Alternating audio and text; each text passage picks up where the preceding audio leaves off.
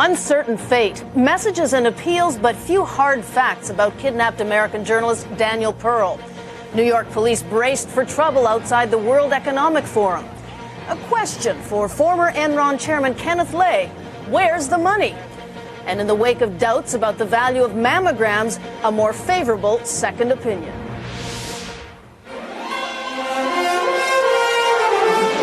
This is the CBS Evening News with Thalia Assuris. Good evening, everyone. There are signs of hope tonight that kidnapped Wall Street Journal reporter Daniel Pearl is still alive, despite earlier messages purportedly from his abductors that he had been killed. A new email communique was sent to a number of Western and Pakistani news organizations indicating that he may still be alive. Barry Peterson has the latest.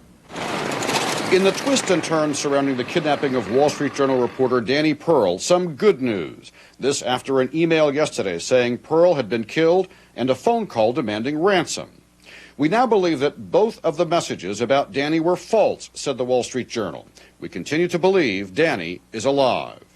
A belief based in part on what police in Karachi did not find. No sign of Pearl's body, despite claims in the email that it was dumped in a Karachi graveyard. Police now think the email was a hoax. That contention reinforced by another unverified email sent to news outlets also saying Pearl was alive. But Danny Pearl's fate remains unknown. We urge them to release him, the newspaper said. If that is not possible, we call on them to demonstrate that Danny remains alive. The Journal asked for a new picture of Pearl with today's local newspaper, similar to the first pictures emailed with the original demands from the kidnappers. The original email also threatened other American journalists in Pakistan, saying they will be targeted. American journalists have been warned by security experts to take precautions, travel in pairs, keep in touch. But most news teams travel in vehicles like these that offer no real protection. If the situation gets worse, the only real option is to stay indoors, out of the public eye. Americans have died here before. 4 Texas oil workers massacred in a drive-by shooting in 1997. 2 members of the shadowy militant group Muhajir Qawami movement later executed for the crime. That same group is now being actively investigated in the Pearl case.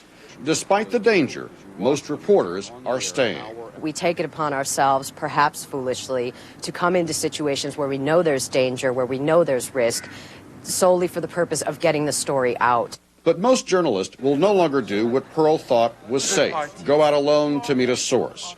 Journalists realize that they must be careful because they now run the very real risk of becoming the next Danny Pearl. Barry Peterson, CBS News, Islamabad.